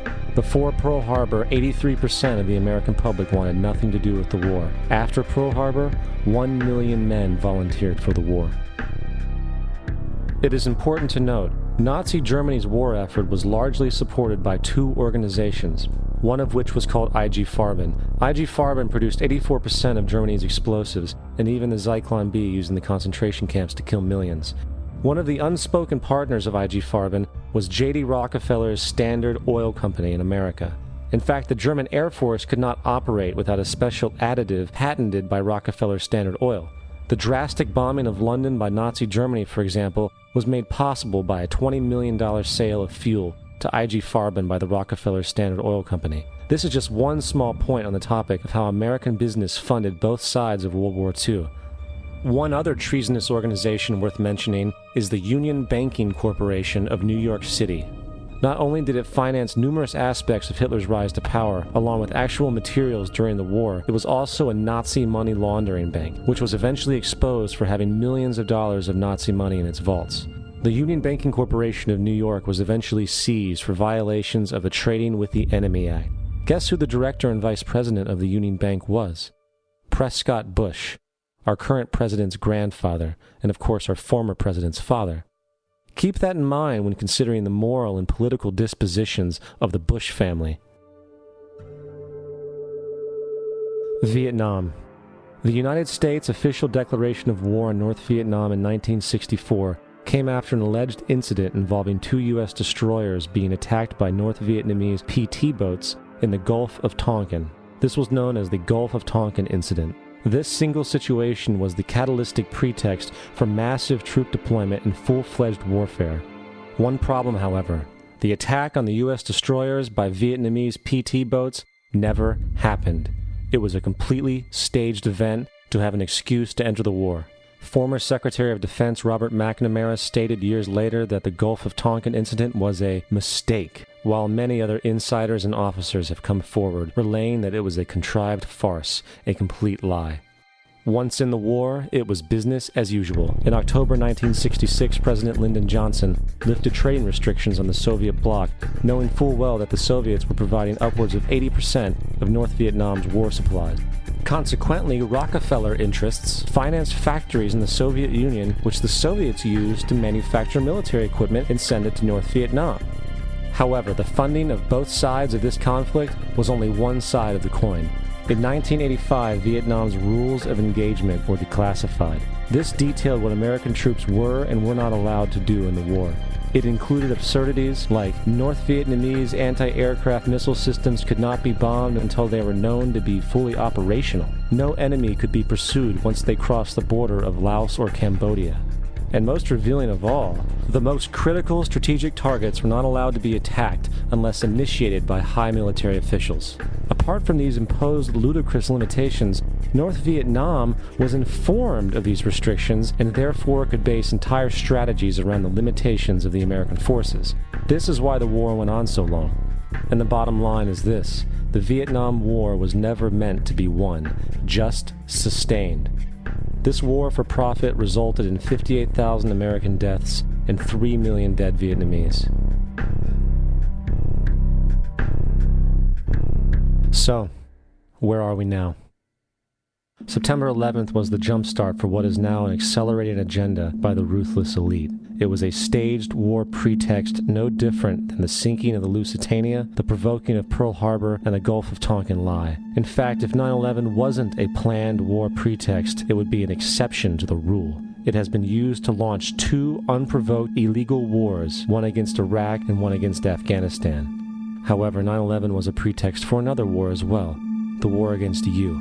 The Patriot Act, Homeland Security, the Military Tribunals Act, and other legislations are all completely and entirely designed to destroy your civil liberties and limit your ability to fight back against what is coming.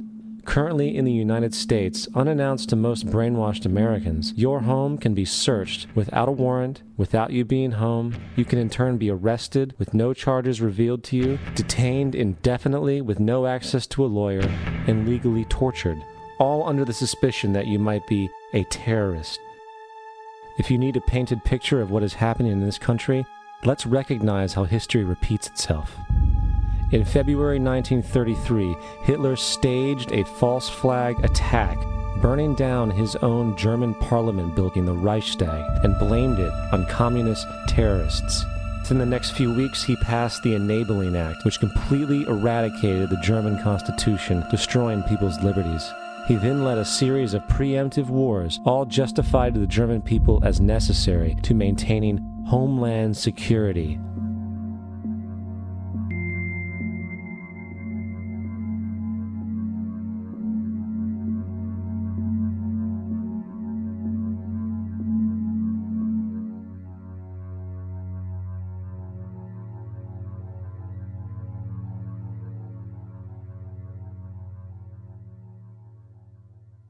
Am Schicksal des Kommunismus und der sich mit ihm verbrüdernden anderen Organisationen ändert dies nichts. Our enemy is a radical network of terrorists and every government that supports them. It's time to wake up.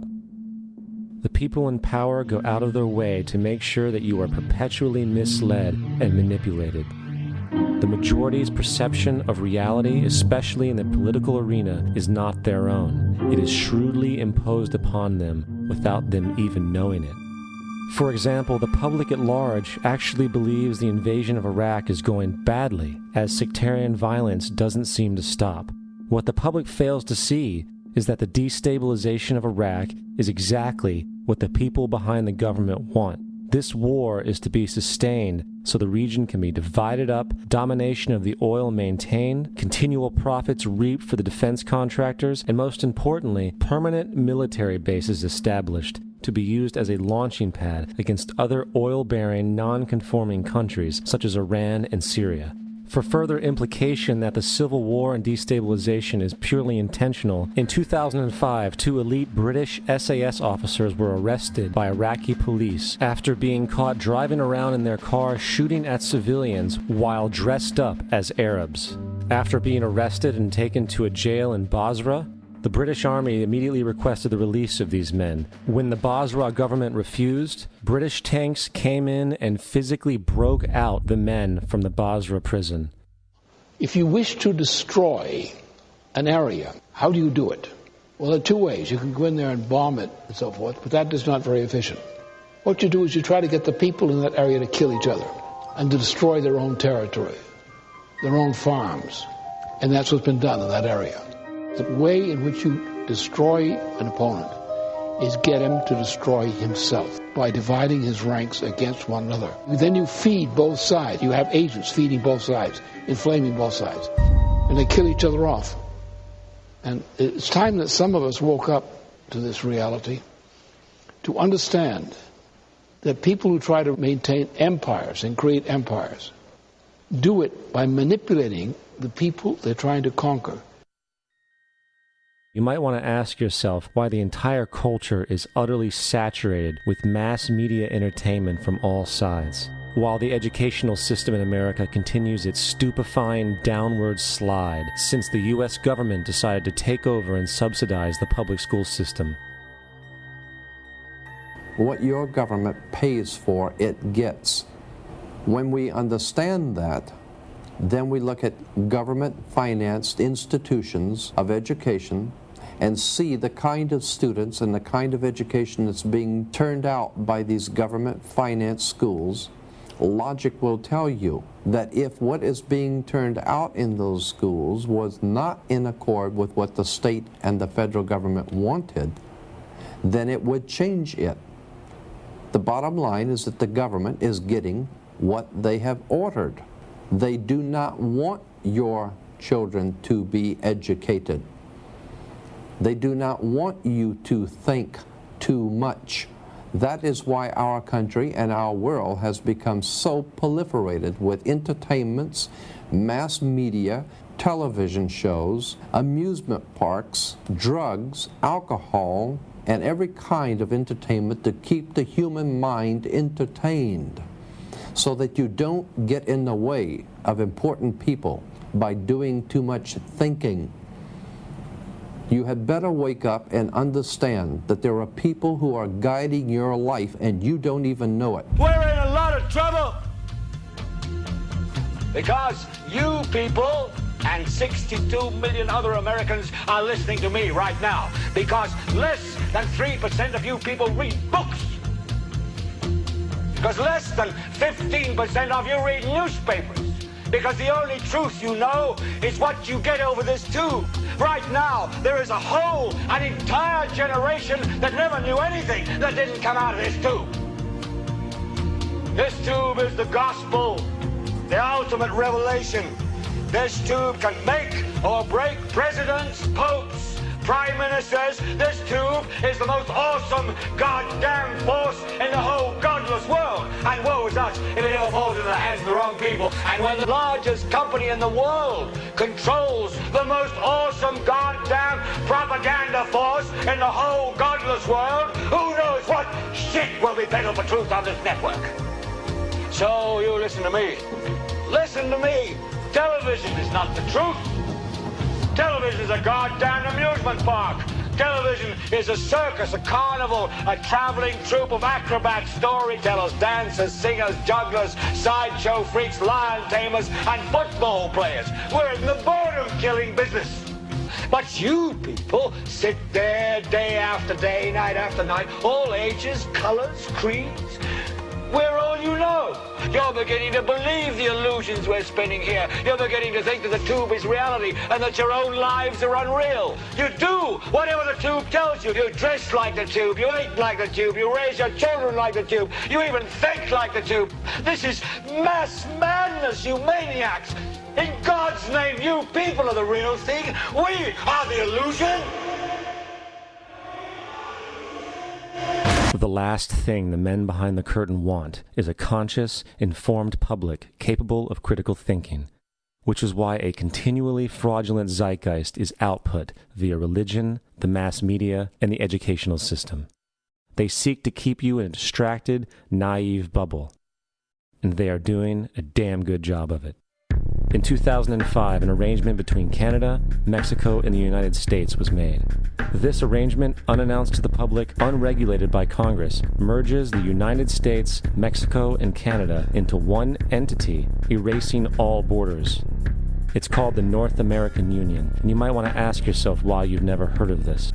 In fact, there is only one mainstream reporter who has actually heard of and has had the courage to cover this issue. The Bush administration's open borders policy and its decision to ignore the enforcement of this country's immigration laws is part of a broader agenda. President Bush signed a formal agreement that will end the United States as we know it, and he took the step without approval from either the U.S. Congress or the people of the United States. It's a deal that few have even heard of. It's being done again by very few people at the very top on behalf of the investment class, but the working class of people. Political officials across our country, from communities, from cities and so forth, they don't know anything about this. This isn't some trade agreement. It is a total removal of sovereignty from these countries, which will also result in a completely new currency called the Amero. Fall. Apart from that, I think one thing people who are dollar-based need to focus on is the Amero. That's the one thing that nobody's talking about that I think is going to have a big impact on everybody's life in Canada, the U.S., and Mexico. The Amero is the proposed new currency for the North American community, which is being developed right now between Canada, the U.S., and Mexico to make a borderless community, much like the EU, and the dollar, Canadian dollar, U.S. dollar, and the Mexican peso replaced by the Amero. By default of this agreement, the American Constitution will eventually be obsolete. You would think that a situation like this would be on the cover of every major newspaper. That is until you realize that the people who are behind this movement are the same people behind the mainstream media, and you are not told what you're not supposed to know. The North American Union is the same concept as the European Union, the African Union, and the soon-to-be Asian Union, and the same people are behind all of them. And, when the time is right, the North American Union, the European Union, the African Union, and the Asian Union will be merged together, forming the final stages of a plan these men have been working on for over 60 years. A one-world government.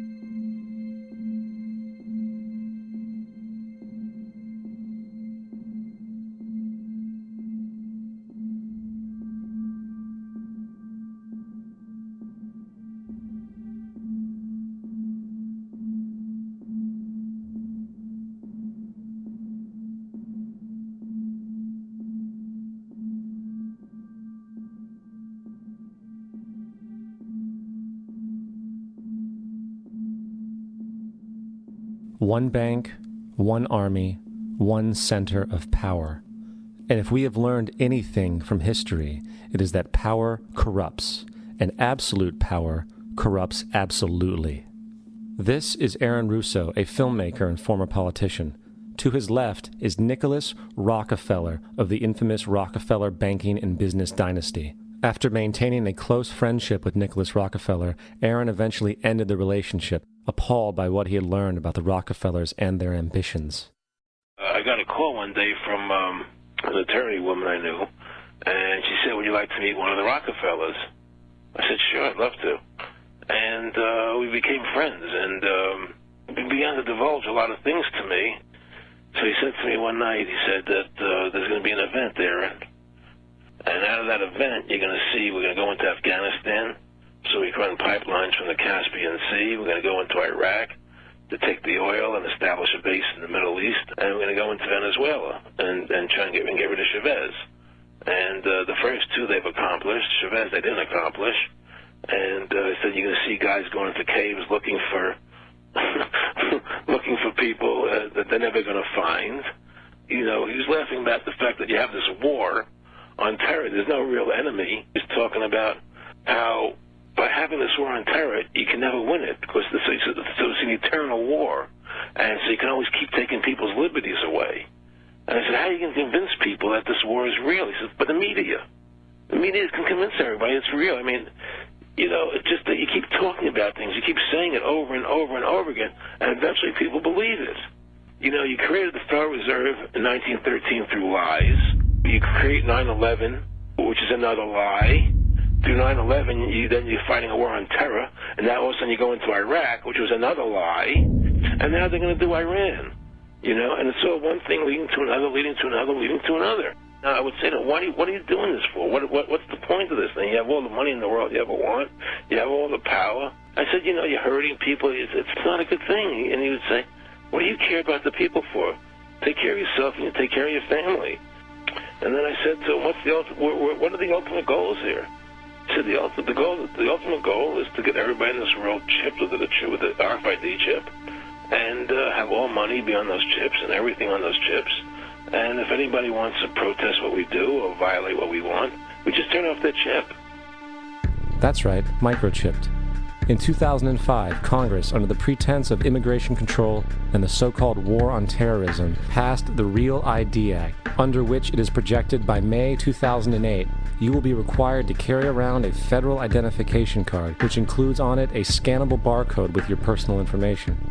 However, this barcode is only an intermediary step before the card is equipped with a VeriChip RFID tracking module, which will use radio frequencies to track your every move on the planet. If this sounds foreign to you, please note that the RFID tracking chip is already in all new American passports. And the final step is the implanted chip, which many people have already been manipulated into accepting under different pretenses. We have a Florida family who are really pioneers in a brave new world. They have volunteered to be the first ever to have microchip identification devices implanted into their body. After 9/11, I was really concerned with the security of my family. I wouldn't mind having something planted permanently in my arm that would identify me. In the end, everybody will be locked into a monitored control grid where every single action you perform is documented. And if you get out of line, they can just turn off your chip, for at that point in time, every single aspect of society will revolve around interactions with the chips. This is the picture that is painted for the future if you open your eyes to see it. A centralized one-world economy where everyone's moves and everyone's transactions are tracked and monitored, all rights removed. The most incredible aspect of all. These totalitarian elements will not be forced upon the people. The people will demand them. For the social manipulation of society through the generation of fear and division has completely detached humans from their sense of power and reality. A process which has been going on for centuries, if not millennia. Religion, patriotism, race, wealth, class, and every other form of arbitrary, separatist identification and thus conceit has served to create a controlled population, utterly malleable in the hands of the few. Divide and conquer is the motto, and as long as people continue to see themselves as separate from everything else, they lend themselves to being completely enslaved. The men behind the curtain know this, and they also know that if people ever realize the truth of their relationship to nature and the truth of their personal power, the entire manufactured zeitgeist they prey upon will collapse like a house of cards.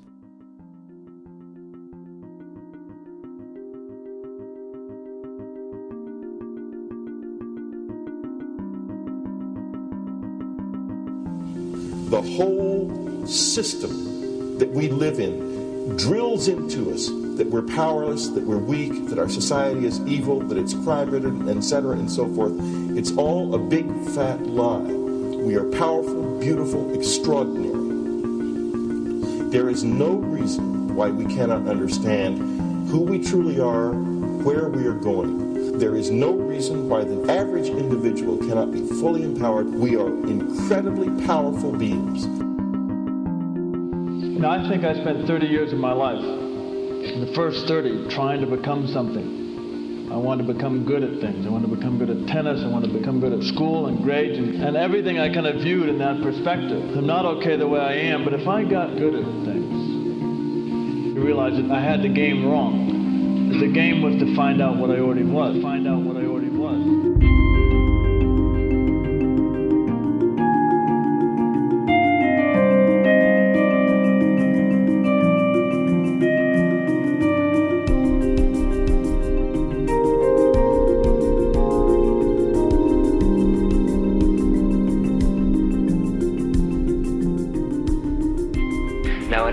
We've been trained for individual differences to stand out. So you look at each person, immediately it is brighter, dumber, older, younger, richer, poorer, and we make all these dimensional distinctions, put them in categories and treat them that way. And we get so that we only see others as separate from ourselves in the ways in which they're separate. And one of the dramatic characteristics of experience is being with another person and suddenly seeing the ways in which they are like you, not different from you, and experiencing the fact that which is essence in you and which is essence in me is indeed one. The understanding that there is no other. It is all one. And I wasn't born Richard Albert, I was just born as a human being, and then I learned this whole business of who I am and whether I'm good or bad or achieving or not, all that's learned along the way.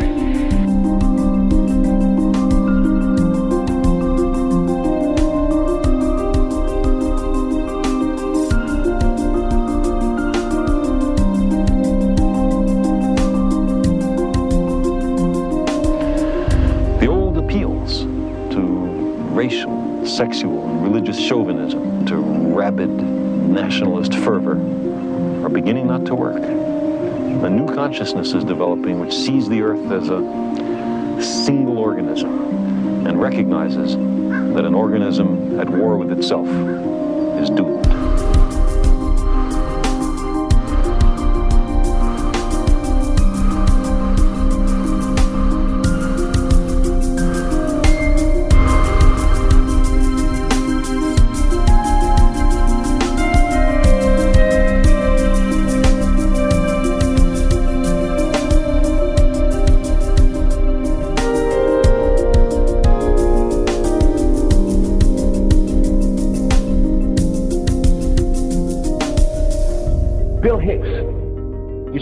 Shows with this.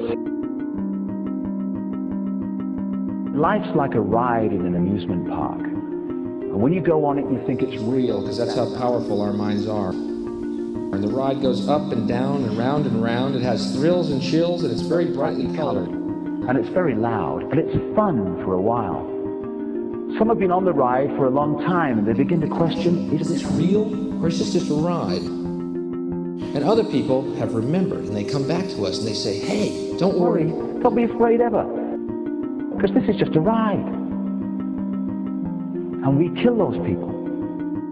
Shut him up, I've got a lot invested in this ride. Shut him up! Look at my furrows of worry. Look at my big bank account. My family, this has to be real. It's just a ride. But But we'll kill those good guys who try and tell us that. You ever notice that? And let the demons run amok? But it doesn't matter, because it's just a ride, and we can change it anytime we want. It's only a choice. No effort, no work, no job, no savings of money. Just a choice right now between fear and love.